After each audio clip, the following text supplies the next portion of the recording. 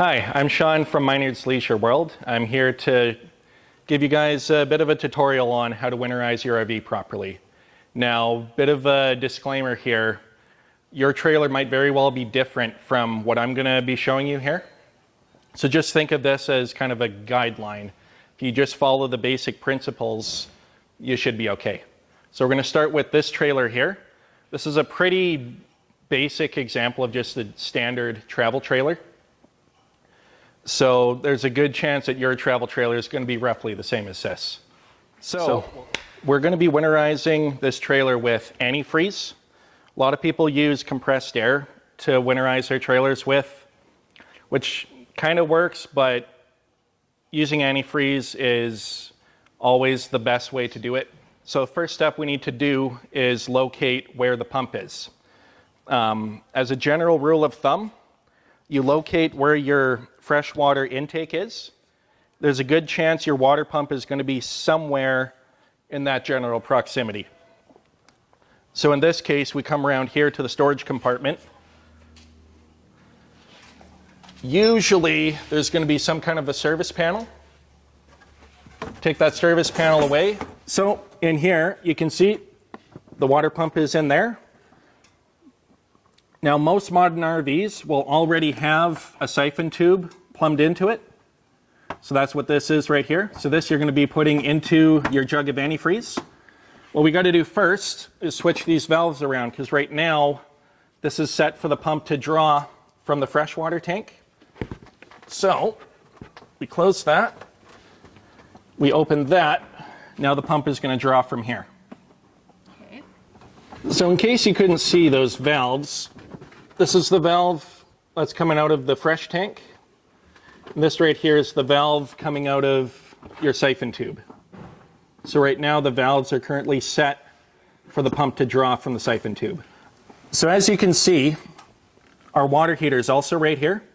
So now we can also bypass the water heater, which is really just a matter of turning these valves. Now what that is going to do, rather than the water going in and out of the tank, these valves are going to divert that flow to this bypass line. That's going to prevent antifreeze from getting inside the water heater, which you don't want to happen. The valves for the pump are set and the water heater is bypassed. We can go ahead and put that in our jug of antifreeze. Our water heater is bypassed and we have our antifreeze hooked up to the pump and ready to go. All we really do now, turn the water pump on, and going through the trailer one tap at a time, just open the tap until the pump pushes the water out and you see the antifreeze come out. Doesn't really matter where you start, just as long as you get all of them.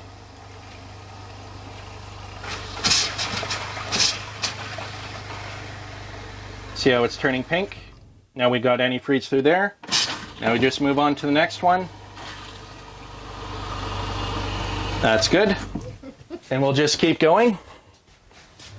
Kitchen sink.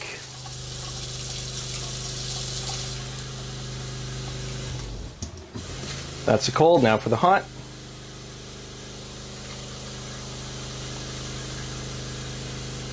Good. Now back in the bathroom, and now we're on the toilet. Good. And the shower, if your hose can reach, I like to just run it into the toilet rather than getting it all over the shower surround.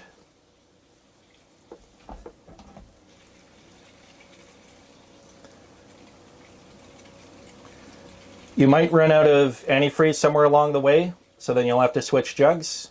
I just had to go out and switch antifreeze jugs. So now we're at one of the last steps, which is to winterize your city water intake. How do you do that? Well, this is how. Shut the pump off. Now open up a tap to take the pressure off of the system. Now we go outside. Now that we're outside here, here's your city water intake. You want to pull that gasket off. See, there's a little button right there. And I'll get you to step back because once I push this, it's going to spray out. Now that's putting antifreeze through that little bit of line for the city intake. A lot of people forget this step, and these will crack over winter if you don't. Now what we have to do is drain the water heater.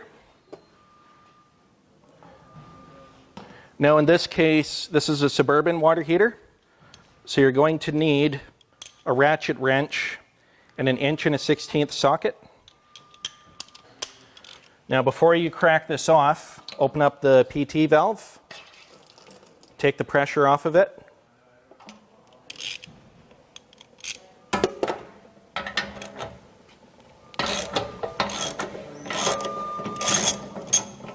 And pull the plug and just let it all run out.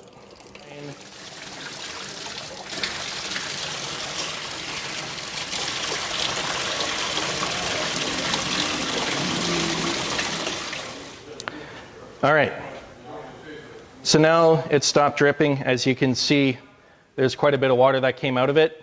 Just make sure that you're doing this in some place where it's okay to get a bunch of water everywhere, or if you got an old freshwater tank, you can use that as a catch basin. Okay. All right, we're almost at the end.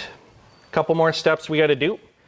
Now that we've run all the antifreeze through the plumbing, there's now a bunch of water that's come out of that plumbing and it's now in the holding tanks. So this is a brand new trailer, so I'm just going to go ahead and drain them into this battery box. You're going to want to either go to a proper dump station or use a tote tank or something, because you want to get that water out of your holding tanks now.